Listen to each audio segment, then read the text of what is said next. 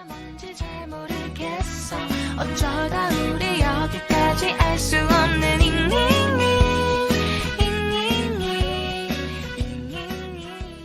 Hello everyone, welcome back to my channel. और आज मैं बताऊंगी कि पाकिस्तान के अंदर अटेस्टेशन का क्या प्रोसीजर है। मैं आपको सबसे पहले बताऊंगी कि आपको कौन कौन सी डॉक्यूमेंट्स अटेस्ट करवाने हैं, कौन कौन से डॉक्यूमेंट्स चाहिए, कौन कौन से डॉक्यूमेंट्स अटेस्ट हो सकते हैं, कौन से नहीं हो सकते, और कुछ क्वेश्चंस जो मुझे इंस्टाग्राम पे मिले हैं अटेस्टेशन से रिलेटेड। तो लेट्स गेट स्टार्टेड। सबसे पहले आपको चाहिए होगी अपनी डिग्री और ट्रांसक्रिप्ट। अगर आप मास्टर्स के लिए अप्लाई कर रहे हैं तो आपको चाहिए होगी अपनी बैचलर्स की डिग्री और ट्रांसक्रिप्ट, और अगर आप पीएचडी के लिए अप्लाई कर रहे हैं तो आपको चाहिए होगी अपनी मास्टर्स की डिग्री, मास्टर्स की और बीएस की, दोनों की डिग्री और ट्रांसक्रिप्ट। उसके अलावा आपको चाहिए होगा FRC।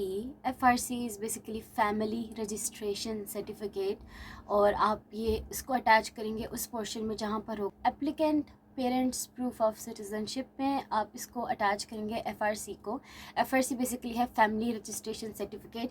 वो मैं आपको बाद में बताऊंगी कि आपको कैसे मिलेगा और आपने क्या करना है। Degree, transcript, FRC। और अगर आपके पास डिग्री ट्रांसक्रिप्ट नहीं है क्योंकि आप होप सर्टिफिकेट पे अप्लाई करें, आप लास्ट सेमेस्टर में, ठीक है, तो आप होप सर्टिफिकेट को अटैच करेंगे, लेकिन उसके साथ अपने पुराने सेमेस्टर रिजल्ट्स को भी अटैच करेंगे।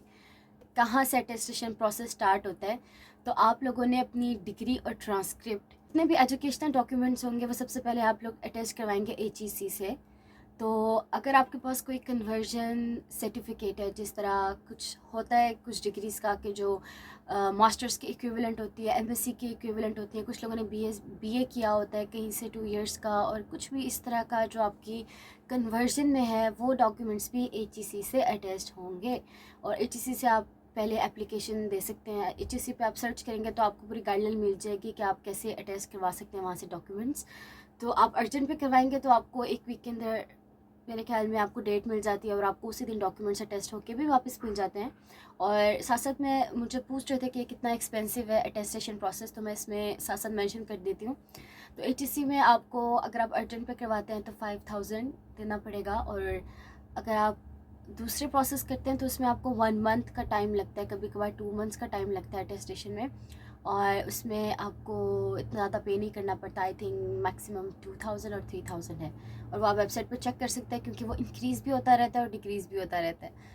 आप लोगों ने डिग्री और ट्रांसक्रिप्ट ले ली, उसके बाद आपको FRC लेना है। FRC आप जाएंगे अपने नादरा ऑफिस जो आपका एरिया में बनता है, आपका मतलब कम्युनिटी, मतलब आपकी कम्युनिटी में जो नादरा ऑफिस है, आप लोग वहाँ जाएंगे और वहाँ पर उनसे रिक्वेस्ट करेंगे कि मुझे FRC चाहिए। FRC आई थिंक मैक्सिमम 2000 का होता है। अभी मुझे नहीं पता कि वो प्राइसेस बढ़ गई हों, लेकिन वो 2-3,000 की रेंज में ही होगा, और वो आपको FRC बना के दे देते हैं, ठीक है। आपने वो FRC ले लेना है, और आपको सिर्फ 1 कॉपी चाहिए। FRC बहुत ज़्यादा यूज़ नहीं होता, ठीक है, आप एक को ही सब हर जगह यूज़ कर सकते हैं, तो आप सिर्फ 1 कॉपी ले लें या फिर 2 भी ले सकते हैं। उसके बाद आपके पास ये सारी आ गई FRC, आपके पास आ गया FRC और डिग्री और ट्रांसक्रिप्ट, ठीक है। होप सर्टिफिकेट आपने कहीं से अटेस्ट नहीं करवाना, और पाकिस्तान में कोई होप सर्टिफिकेट अटेस्ट नहीं करता। आप ये कर सकते हैं होप सर्टिफिकेट वाले के अपने डिपार्टमेंट से कह के उस पर एक स्टैंप लगवा सकते हैं डिपार्टमेंट की, जिस तरह एक डिपार्टमेंट है इंटरनेशनल रिलेशंस, बिजनेस मैनेजमेंट या फिर इलेक्ट्रिकल इंजीनियरिंग, आप उनके ऑफिस में अपने HOD से बात करके एक स्टैंप लगवा सकते हैं कि थोड़ा सा एक ऑफिशियल वाला होता है, लेकिन उसको अटेस्ट नहीं करवा सकते आप कहीं से। अब आपने ये तीनों चीज़ें लेके जानी है MOFA, ministry of foreign affairs, ठीक है। मिनिस्ट्री ऑफ फॉरेन अफेयर्स आप लोग लेके जाएंगे, ये 1 दिन में अटेस्ट होंगी। वहाँ पर आपको कोई पे नहीं करना पड़ता, आप लोग वहाँ पर टोकन लेंगे। आप लोग बहुत जल्दी सुबह सुबह अगर चले जाए वहाँ पर तो आपकी मतलब शाम तक काम ख़त्म हो जाता है, क्योंकि वहाँ पर बहुत रश होता है और आप लोग को बहुत ज़्यादा टाइम लगने वाला है वहाँ पर। तो आप लोगों ने वहाँ पर अपनी डिग्री, ट्रांसक्रिप्ट और FRC को टेस्ट करवा लिया। वहाँ पर एक फॉर्म है, एप्लीकेशन आप फिल करेंगे और अपनी बारी का इंतज़ार करेंगे, डॉक्यूमेंट्स देंगे, इंतज़ार करेंगे और अपने डॉक्यूमेंट्स वापस ले लेंगे। उसके बाद आप लोग चाहेंगे एम्बेसी। जो 3rd स्टेप आता है वो आता है एम्बेसी का। आप लोग चाहेंगे कोरियन एम्बेसी। तो एम्बेसी के 3 सिटीज़ में है। आप अपने करीबी वाली एम्बेसी, तो मेन एम्बेसी इस्लामाबाद में है, लेकिन आप कोरियन एम्बेसी की जो ऑथेंटिकेशन, जो अटेस्टेशन है, वो आप 3 जगह से करवा सकते हैं। तो आप अपने करीबी वाले उस एरिया में जा सकते हैं।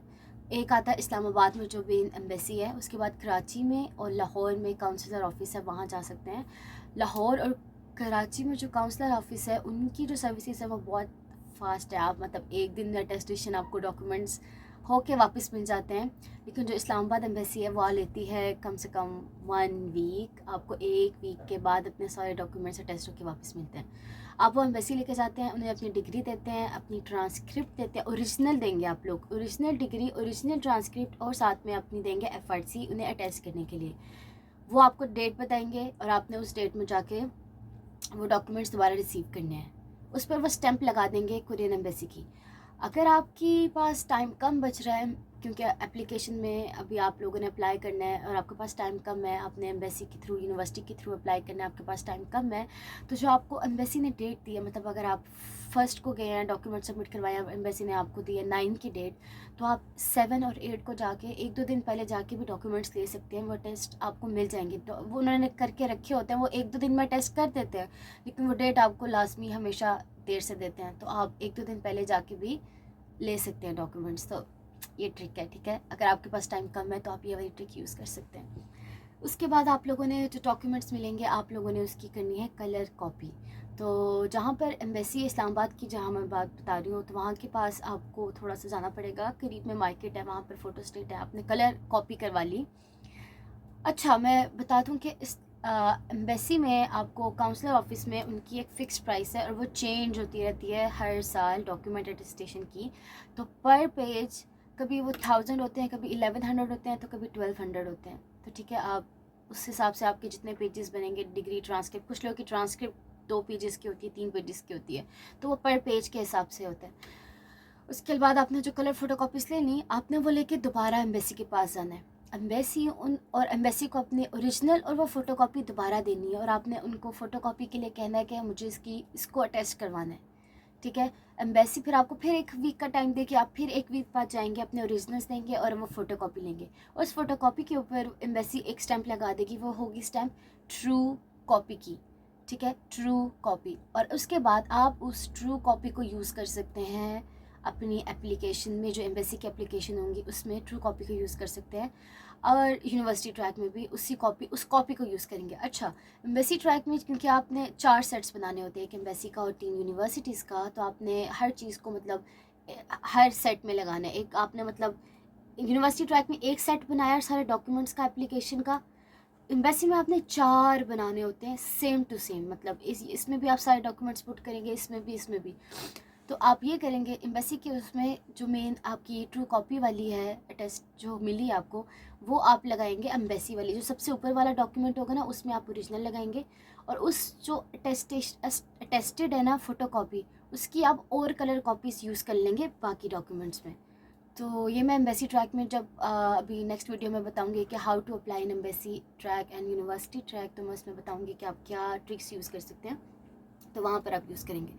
ये डॉक्यूमेंट्स हो गए। इसके अगर किसी के पास जिस तरह OA लेवल्स है और कुछ लोगों की डिग्री और दूसरी कन्वर्जन होता है, GPA और बाकी सारा, आप लोगों ने वो चेक कर लेना HEC पे कि वो चीज़ें अटेस्ट होती हैं कि नहीं। अगर वो HEC की वेबसाइट पे है कि वो चीज़ें अटेस्ट होती हैं, तो वो आपको अटेस्ट करवानी है और फिर सारे प्रोसीजर को लेके चलना है आप लोगों ने। कुछ चीज़ें जो अटेस्ट नहीं होंगी, जो डॉक्यूमेंट्स, उसमें आती है आपके टेस्ट रिपोर्ट्स, जिस तरह IELTS हो गया, टॉपिक एग्ज़ाम हो गया जिन लोगों ने दिया हुआ है, टॉपिक होता है कोरियन लैंग्वेज प्रोफिशिएंसी टेस्ट। और मैं आपको फिर भी बता दूं बार बार कि IELTS और टॉपिक और ये वाले सारे टेस्ट जो हैं वो कंपलसरी नहीं है। ये अगर आपके पास हैं तो आप ज़रूर अटैच करें, इसमें आपको बोनस पॉइंट्स मिलेंगे, ठीक है। आप होप सर्टिफिकेट अटेस्ट नहीं करवाएंगे और अपने बाकी जितने अवार्ड्स हैं, सर्टिफिकेट्स हैं, उन चीज़ों को अटेस्ट नहीं करवाएंगे, अपनी पासपोर्ट कॉपीज़ को और बाकी चीज़ों को। दूसरी चीज़ें जो आपने अटैच भी नहीं करवानी और अटैच भी नहीं करनी, वो है आपकी मैट्रिक और FSC की डिग्रीज़।